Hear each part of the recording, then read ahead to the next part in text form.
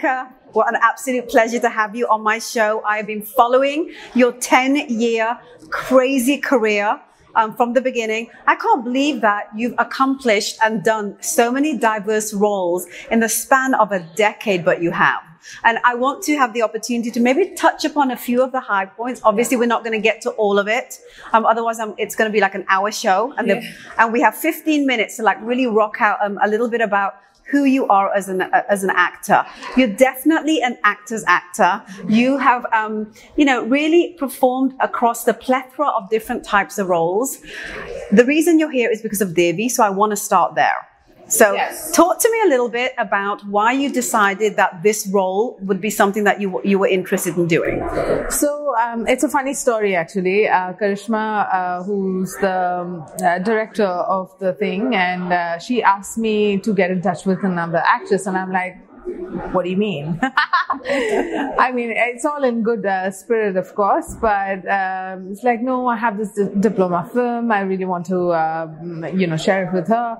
I'm like, share it with me first, I have 2 days and I want to read it. And I did. And there was something that really resonated with me. And I really liked it in a certain way. And I wanted to brain pick her about where it comes from and everything. And then we started chatting and I'm like, you know what? I'm going to do it and let's take it from there. I love that. I have to stop you for a second. And that's what I love about you. And I get that sense about your aura and your energy is that if there's something you want, you want and you need to find and you need to get.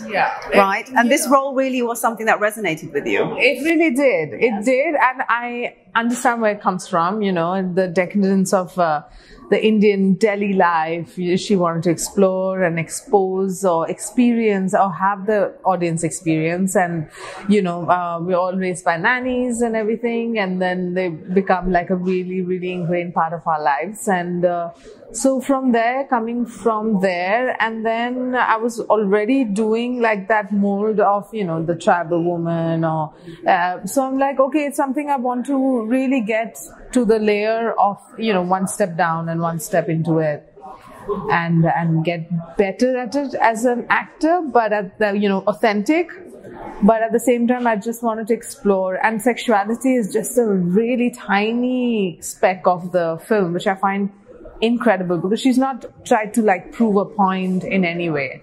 She's just like, just has an experience. And that I find really interesting. This whole, relationship that was going on between the nanny and, the daughter who she's supposed to take care of. Yes. But then it seemed like she overstepped the mark. So that there is a translation that can be, seen in that way. So tell me what, So tell me what you feel about that. So basically, I think the sexuality aspect of it is a personal narrative of the directors. And basically for me to see it not as that Devi now is a bisexual also, but the fact is that she nurtures this woman who is coming out, of her own little thing, and nurtures her into it with love and irrespective of what her sexual preference is. And it was ultimately just that.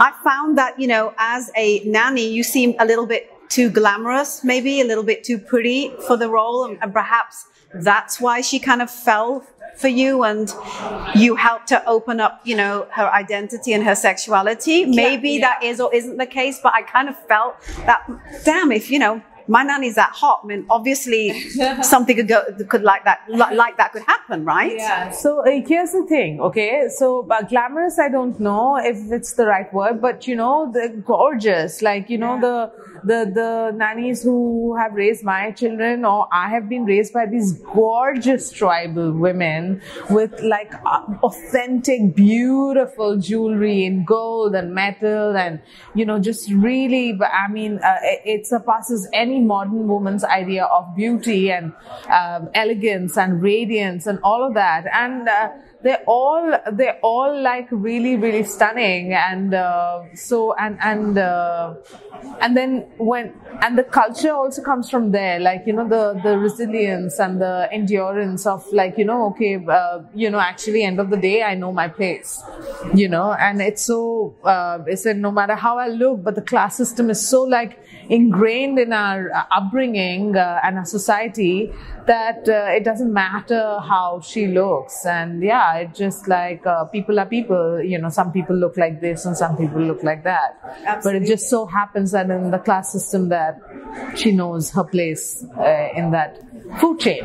I think that came across very well in the movie as well. What do you feel, if there was one underlying message of this short, and there never really is, but if there was one that you would say that, you know, people need to take this away from the film, what would you say that would be? Just the experience of it, like it explores the very, very you know, clear demarcation of what the you know, class system is. It's like when you're taking the big decision in your lives, like where are those people who have raised you for so long, like, you know, for 20 years?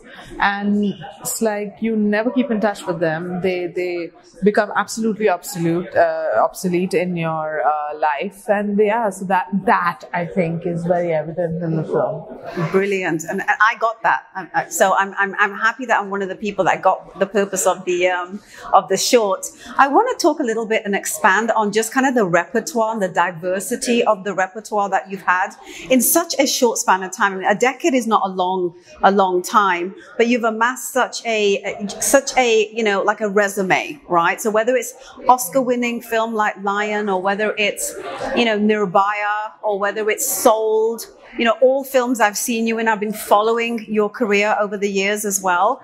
There has to be a specific reason why you pick the films that you do, because it definitely isn't, you know, a formula.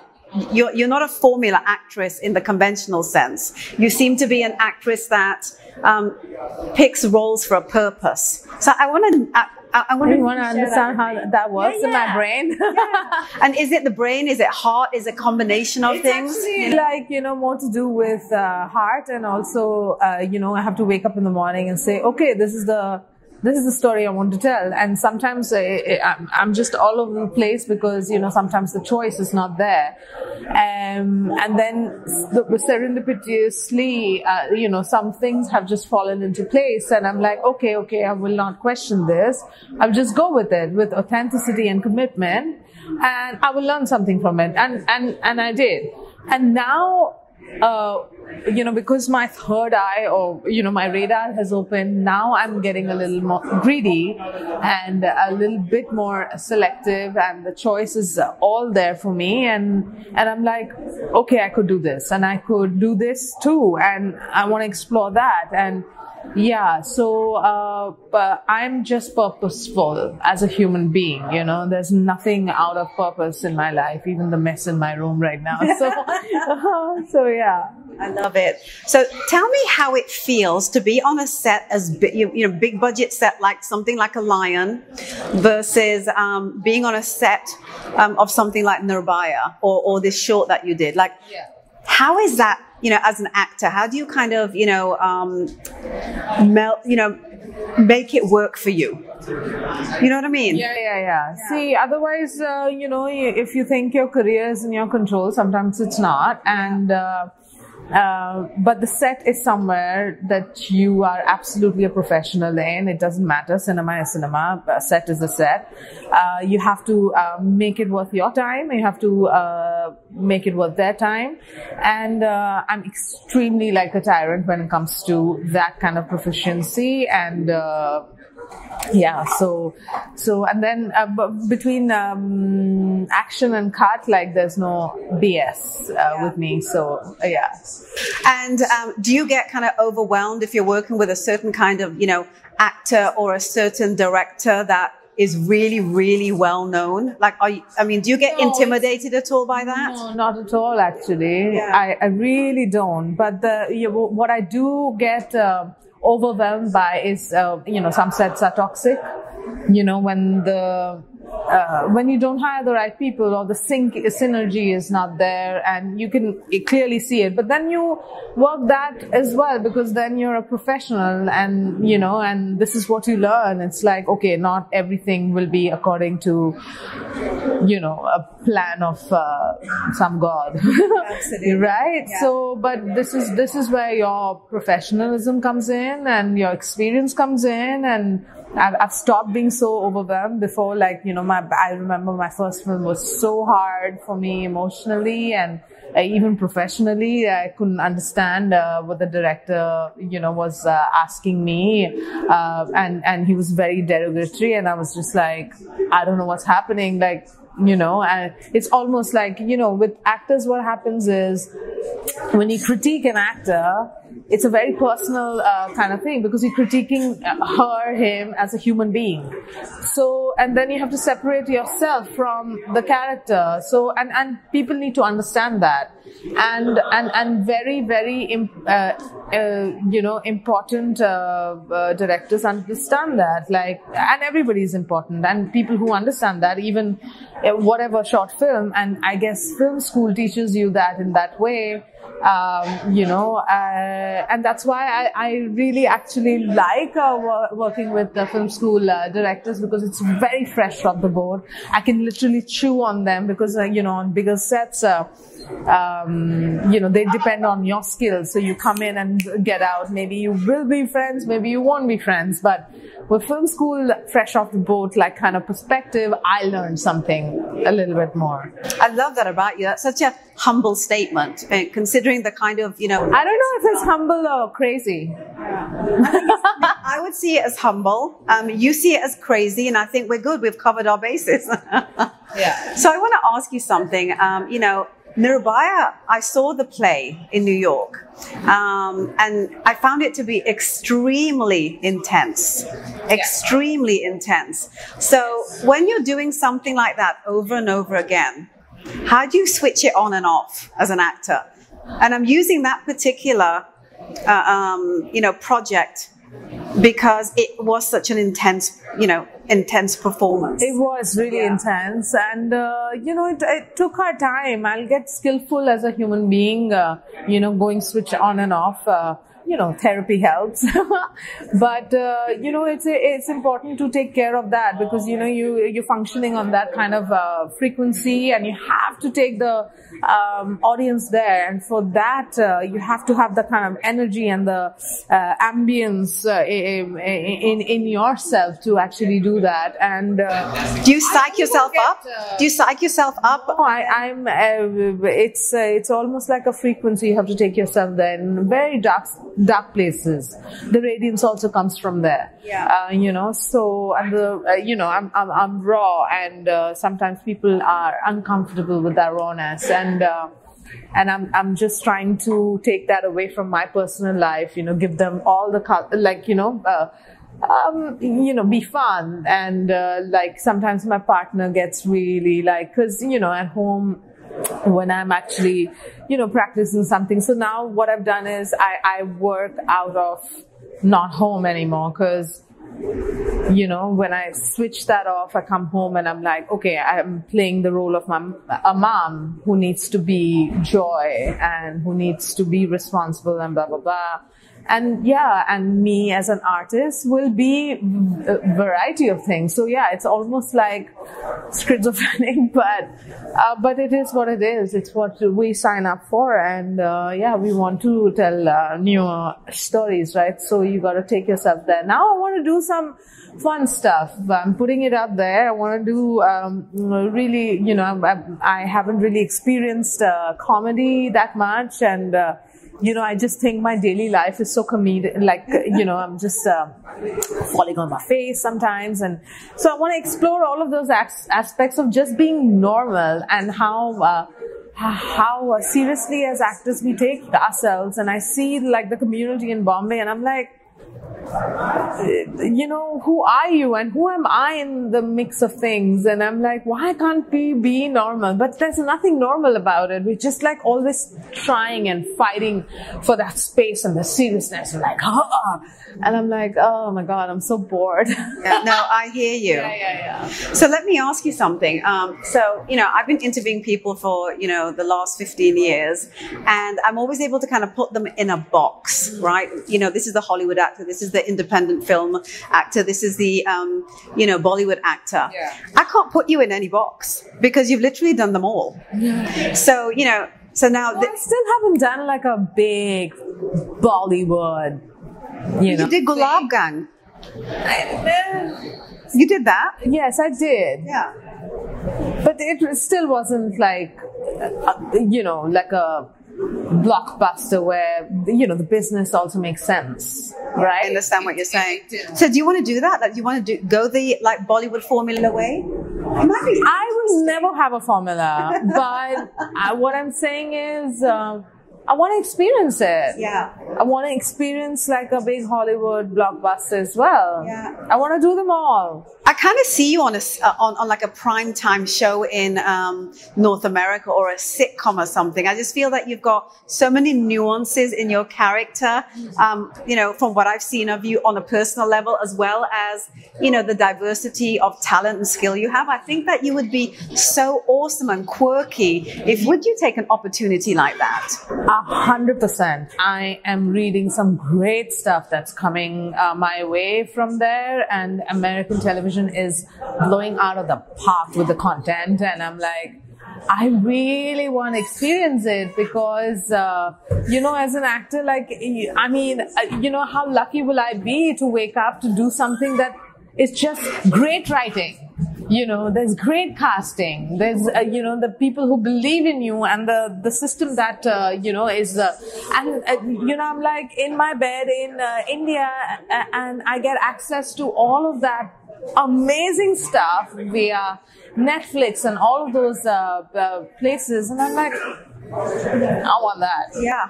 I see you there. I don't see you doing the Bollywood thing. Yeah. I think you're because then you would be in a formula, and somehow I don't feel that you can be a formula. I don't think you can be a formula. Yeah. What next for you? What would be kind of like that utopian role? Have you thought about it? Put in that much thought, but yes, the utopian role would be to do some biopic, man. Like because I don't think as an Indian we've explored, we've really nailed biopics at all. And this is like a big statement, you know, I'm making, but it's the truth. And I would love to do that. Yeah, I want to curate that for myself. You know, I already have something big in my mind with because you have your own production company. Well, I curate. I do produce short format a lot. Yeah, and I do have a company called Cause Effect with my filmmaker buddy Megha Ramaswamy, who's a prolific writer and director, and she's made her first feature. So the thing is, the idea is to commercially, like, you know, be successful so that we can, you know, curate the smaller things and via the power of film, we make change in our society and where people can access, because, you know, we all have phones, but, you know, the idea is to make short format films which are purposeful, which are cause and effect. You know, we give them the variation. So that's the idea. But yeah, I want to really explore biopic, definitely. But otherwise, sitcom and you know, the diversity that's going on, you know, with people of my color, and you so need to be a part of that. And you know, the writing is just amazing. I wish I could write, but I do, like a 14-year-old boy. But having said that, there are better writers, and, you know, and I chose to be a conduit, and I want to do that with like full commitment. That's it. I love it. So my last question for you, Priyanka, in a sentence, how would you describe who you are today? In a sentence, Priyanka Bose is anything and everything you've ever desired or not. I love it. What a pleasure you are. I love everything about, you know, who you are, your energy, your vibe. I love that you are constantly looking for that next thing you haven't yet done. Yes. And that's the magic, right? That's the journey of life, right? We're constantly seeking that which we haven't yet experienced. Yeah, but you know, that seeking is also taken a toll on me, and it does take a toll on my family, my amazing family that supports me, and they're understanding what support really means, because I'm just like, you know, sometimes it's a bit intense, as you can imagine. You're an artist, you're a creator. Yeah. It's expected. Thank you so much for your time.